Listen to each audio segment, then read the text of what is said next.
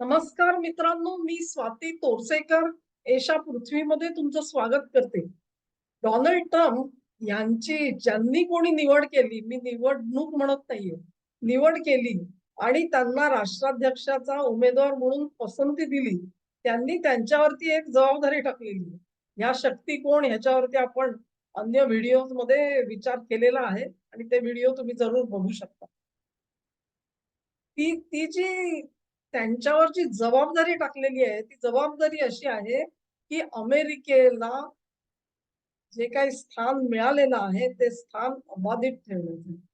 हे का होत आहे? याचं कारण असं, की खुद्द अमेरिका ही घसरणीला लागलेली आहे आणि ती शक्ती त्यांची कमी होताना त्यांना दिसते आहे. पण कल्पना करा तुम्ही जर का माझ्याकडे ₹100 असतील आणि त्याचे ₹50 होणार असतील. समोरच्याकडे ऑलरेडी 50 असतील, तर तो आणि मी समान लेव्हलला येतो. तेव्हा त्याच्याकडचे 50 सुद्धा 25 कसे होतील?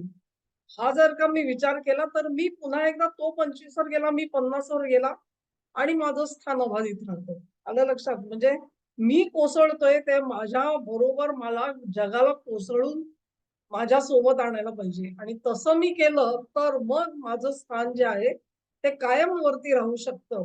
हा हिशोब आहे आणि या हिशोबामुळे जगामध्ये आज अमेरिकेला माहिती आहे, आपला कोणीही मित्र असू शकत नाही.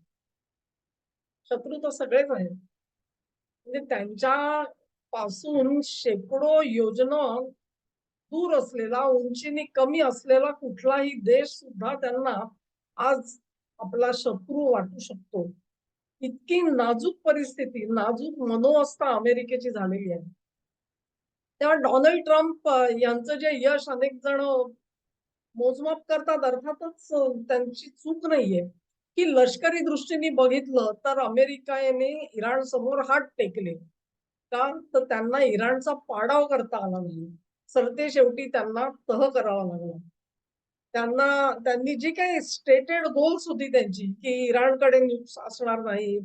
आम्ही त्याचा रेजिम चेंज करू, वगैरे, वगैरे जी काय असेल ती त्यांच्या तेलावरती कब्जा घेणं, इस्रायलची सगळी जी इतर आव्हानं आहेत, लेबनॉनमधला हिजबुल्ला असेल, हमास असेल, हुदीज असतील, हे सगळे नष्ट करणं. ह्या सगळ्या गोष्टींना एकत्र करून त्यांनी प्राधान्य दिलेलं होतं. त्यातलं काहीच त्यांच्या हातात लागलेलं नाहीये. हे कोणीही स्पष्ट करेल. मग ते आता सांगतायत, की नाही आम्ही तर त्यांची सगळी नेव्ही सगळी बरबाद केली आणि त्यांचे इतके बेसेस उद्ध्वस्त केले. त्यांची आर्थिक परिस्थिती जी आहे ती टोटली घसरलेली आहे, कोसळलेली आहे. हे सगळे वादासाठी मुद्दे आपण म्हणू शकतो. पुन्हा त्याच्यामध्ये काय होतंय बघा, की युद्ध जे आहे ते वारंवार एकदा ही पार्टी नाहीतर एकदा ती पार्टी चालूच ठेवते आहे. त्यांना युद्ध संपवायचं आहे की नाही अशी शंका तुमच्या मनात येईल. म्हणजे फार मोठे ते डिमडिम वाजवून एक तह तर केला. पण तो तह पहिल्यांदा कोण मोडतोय ह्याच्याकडेच दोन्ही पक्षांचे डोळे लागलेले होते, की काय असं वाटतंय आता पुन्हा एकदा सगळे जे हॉस्टिलिटीज ज्या आहेत त्या सुरू झालेल्या आहेत. त्याच्या बातम्या येतायत. त्याच्यामध्येच चाबहारवर सुद्धा अमेरिकेने हल्ला केला. तो भारताला अतिशय झोंबला. कारण आपली तिथे इन्व्हेस्टमेंट आहे, गुंतवणूक आहे आणि तिची बरबादी करण्याचं काम अमेरिका करते आहे. ते कुठून ना कुठून तरी ते उंगल्या करणारच त्याच्यात काही वाद नाहीये. पण कोसळणारी महाशक्ती जी आहे ती स्वतः सोबत काय करते? हा प्रश्न मध्य पूर्वेने स्वतःला विचारण्याची गरज आहे आणि ती का गरज आहे? आता आपण 2 मिनिटात बघणार आहोत. महाभारतामध्ये ती जी कथा आहे ना घटोत्कचाची, ती इथे कशी रिलेव्हंट आहे बघा. घटोत्कचाला म्हणजे जयद्रथाच्या वधानंतरची जी रात्र होती ती अतिशय भीषण होती. आणि रात्रीच्या वेळी जे युद्ध चालू होतं त्याच्यामध्ये घटोत्कच हा राक्षसीचा पुत्र असल्यामुळे त्याची शक्ती रात्री वाढायची असं त्यांनी दिलेलं आहे. आणि त्यामुळे तो आवरेनासा झाला पूर्ण. सरतेशेवटी त्याला आवरण्यासाठी म्हणून दुर्योधनाने कर्णाला विनंती केली, की "बाबा तुला जे इंद्राने जी तुला दैवी शक्ती दिलेली आहे वासवी, ती आता वापर नाहीतर आपण सगळे इथेच मरू." पण आता पुढचं युद्ध नाहीये. त्याच्यामुळे ती आहे ते आता जी शक्ती आहे ती घटोत्कचासाठी वापर. हे सांगितल्यानंतर पुढे सुद्धा काही पर्याय नव्हता. त्यांनी ती स्वतःच्या रक्षणासाठी कदाचित ठेवली असेल, पण तसं काही होऊ शकलं नाही आणि ती शक्ती त्याला वापरायला लागली. तेव्हा श्रीकृष्णाला माहिती होतं, की ती शक्ती जी आहे ती आपल्याला वापरून घ्यायची आहे, अन्यथा ती शक्ती ही अर्जुनावर वापरली जाईल. तेव्हा ती पाळी येण्या अगोदर ती घटोत्कचावर वापरण्याची पाळी त्यांनी कौरवांवरती आणली आणि मग श्रीकृष्णांनी घटोत्कचाला सांगितलं. त्याला एक वरदान होतं, की तो अकराळ विक्राळ रूप धारण करू शकायचा. तेव्हा श्रीकृष्णाने सांगितलं, "तुला होता होईल तेवढा मोठा हो आणि जेव्हा ती शक्ती तुझ्यावर सोडली जाईल, तेव्हा तू खाली तर पडणारच, पण तू कौरवांचं सैन्य आहे त्या बाजूला पड. म्हणजे तुझ्या अगडबंब देहाखाली एक अक्षौहिणी कौरव सेना जी आहे, ती चिरडूनच ठार झाली असं वर्णन त्या युद्धामध्ये दिलेलं आहे. तेव्हा घटोत्कच काय करतो लक्षात घ्या. घटोत्कचाला म्हणजे माहिती होतं श्रीकृष्णाला की त्याचा वध तर होणार आहे. सॉरी मृत्यू तर होणार आहे आणि त्या मृत्यूपूर्वी अजून एक काम तुला करता येईल. त्या मरणामध्ये सुद्धा तू आपल्या पित्याचा पक्ष जो आहे त्याला तू विजयी करू शकशील आणि तो कसा तर तो अशा तऱ्हेने कर. ही कथा जी आहे ही केवळ महाभारतातली कथा नाही, ती तुम्हाला आज अ, अमेरिका इराण युद्धामध्ये खरी होताना दिसते आहे. त्यामुळे अमेरिका जी आहे हा घटस्फोट जो आहे तो कुठे कुठे पडणार आहे याच्याकडे आता लक्ष दिलं तुम्ही तर मध्य पूर्वेनी त्यांना कापरं भरायला पाहिजे खरं. मध्यपूर्वीची एक्झॅक्ट सिच्युएशन तुम्ही बघितलीत, तर लोकांचा असा एक गैरसमज आहे, की हे देश अति श्रीमंत आहेत, भरपूर पैसा आहे, परमेश्वरांनी पेट्रोलची देणगी दिलेली आहे. तेव्हा काम काय आहे नुसतं पेट्रोलचं उत्खनन करायचं आणि निर्यात करायचं. त्याच्या बदल्यात पेट्रोल डॉलर्स ओरकून मिळतायत आणि ते मिळाले जनकल्याणाच्या प्रचंड योजना तिकडे तयार झालेल्या आहेत. आपण इथे रडत असतो नेहमी फ्रीबीज, फ्रीबीज काय एसटी फुकट दिली, अमुक फुकट दिलं, तमुक फुकट दिलं म्हणून जो करदाता जो वर्ग आहे आपल्याकडे तो थोडासा नाराज असतो आपल्याकडे. पण या देशांमध्ये तर ए टू झेड सगळ्या गोष्टी ह्या जनतेसाठी कारण पैसा इतका येतोय, की जनतेला काही खर्चच करावा लागत नव्हता. अशा तऱ्हेने म्हणजे मी तर ऐकलंच आता ह्याच्यामध्ये कितपत तथ्य आहे माहित नाही, की सौदी अरेबियासारख्या देशामध्ये जर का तिथे हुंडा भरपूर द्यावा लागतो, मुलीला द्यावा लागतो. म्हणजे उलटा अ, नवरा मुलगा जो आहे तो मेहर म्हणतात त्याला. तो मेहर देतात आणि मग शादी होते. तर मेहरसाठी पैसे नसतील तर ते सुद्धा सरकार मदत करायचं. वगैरे अशा कथा. तर हे जे सगळ्या ज्या सवयी लागलेल्या होत्या जनतेला, त्याचा परिणाम कुठे झाला बघा. कोविड-19चं संकट आल्यानंतर जवळ-जवळ 1.5 वर्ष संपूर्ण जग जे आहे ते स्टँड स्टिल झालं. निस्तब्ध झालेलं होतं. निस्तब्ध झालेल्या जगाला पेट्रोलची फारशी गरज नव्हती. आणि तुम्हाला माहिती आहे त्यावेळेला तर फ्लाइट्स सुद्धा किती मिनिमाइज झालेल्या होत्या त्या. आता हे झाल्यानंतर ह्यांची निर्यात थांबली. निर्यात थांबली तरी खर्च थांबेना. कारण पैसा येतोय तोपर्यंत तुम्ही जनतेला सगळ्या सोयी-सुविधा फुकटात दिलेल्या होत्या. त्या थांबवणार कुठून? त्या तर थांबवू शकत नव्हते. मग ह्या देशांना बॉन्ड्स काढावे लागले. म्हणजे कर्जरोखे काढावे लागले. कर्जरोखे काढून पैसा उभा केला आणि गाडा चालवला. त्यानंतर जग सुरळीत चालू झालं. पुन्हा एकदा निर्यातीचा पैसा सुरू झाला.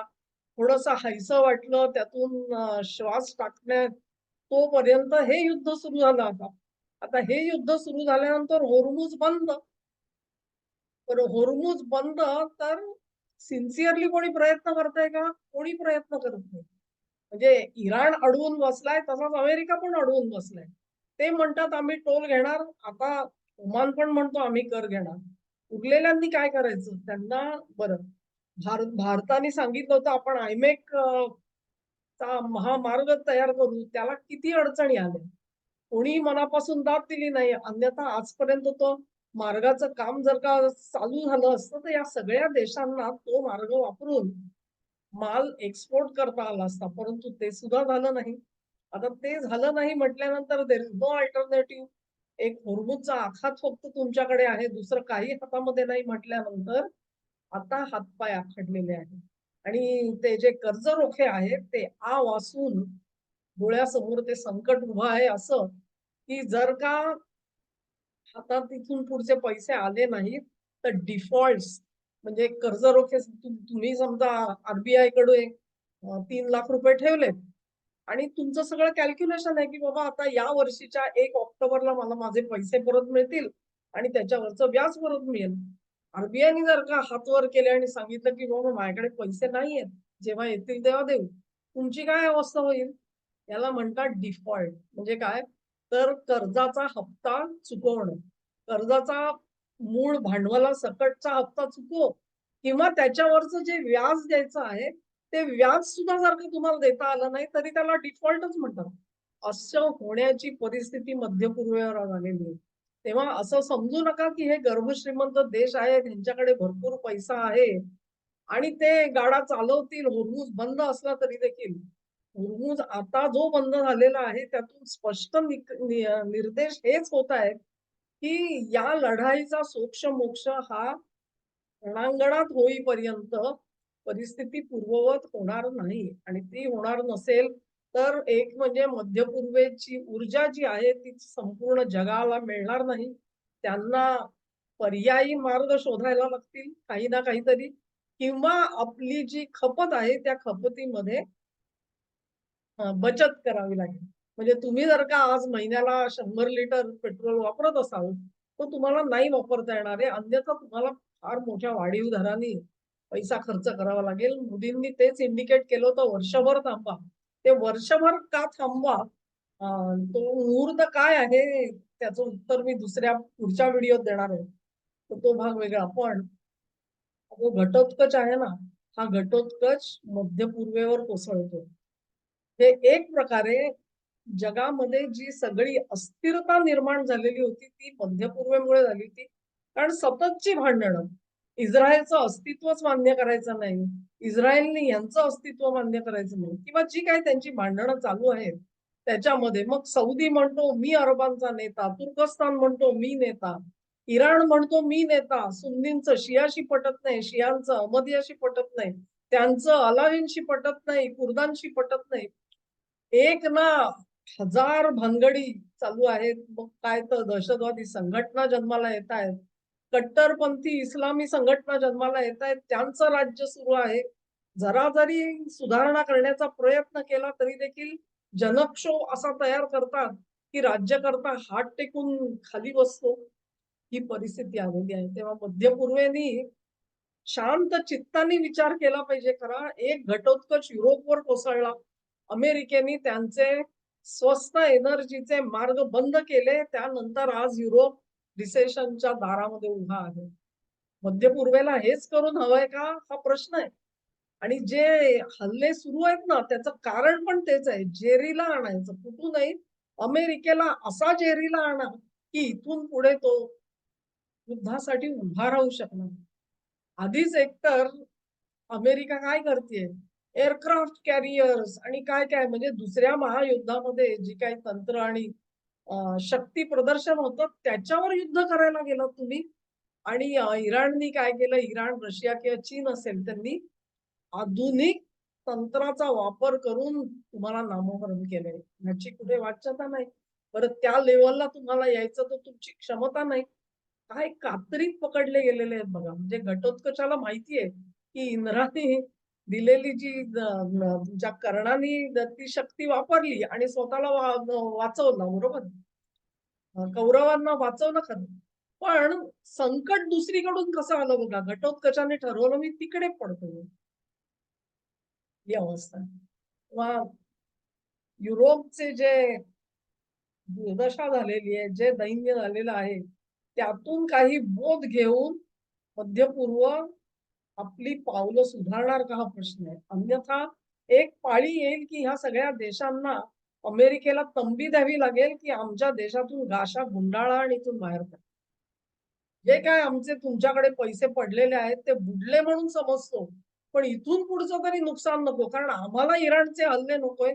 आम्हाला आमचा माल निर्यात करायचा आहे. तेव्हा तुम्ही इथून गाशा गुंडाळा. ही अवस्था येऊ शकते. आणि चीन आणि रशिया त्याच्यासाठी टपून बसलेला आहे लक्षात. टपून बसलेला. तर हे एक प्रकारे हे चित्र आहे. दुसरीकडे ट्रम्प साहेब जे आहेत ते इरेला पेटलेले आहेत. त्यांना सगळ्यांना सरळ करायचंय. अख्ख्या जगाला सरळ करायला ते निघाले. तेव्हा त्यांची काय अवस्था होणार ते आपल्याला माहिती आहे. असो पण या सगळ्या संकटातून मध्यपूर्व शिकली तर ठीक आहे. अन्यथा भारत का तुम्हाला परत-परत मोदींचं जे तत्व आहे ते कळेल तुम्हाला, की युद्धाचा वेळ नाही. हे मोदींनी तेव्हा 22 साली का सांगितलं? कारण हे सगळं होणार आहे, हे डोळ्यासमोर दिसत होतं. असो पुढचं जे संकट आहे आणि मोदी जे म्हणतायत 1 वर्षासाठी का? तर एकच आपल्याला करायचंय, अवधी आपल्याला या वर्षीच्या डिसेंबरपर्यंत, फार तर पुढच्या वर्षीच्या मार्चपर्यंत श्वास रोखून धरा. त्याच्यानंतरचा तुमचा मार्ग जो आहे, त्याच्यामध्ये थोडी उसंत मिळेल तुम्हाला. थोडी उसंत मिळालेली दिसेल आणि जे तुमच्यातले मी बोलतेय त्याचा अर्थ समजून घेणारे आहेत, त्यांना निश्चित कळलं असेल मी काय म्हणते. हा व्हिडिओ तुम्हाला आवडला असेल अशी आशा करते तुम्हाला आवडला असेल, तर लिंक शेअर करा, व्हिडिओला लाईक करा आणि चॅनेलला सबस्क्राईब करा. सहकार्य असंच चालू ठेवा. नमस्कार.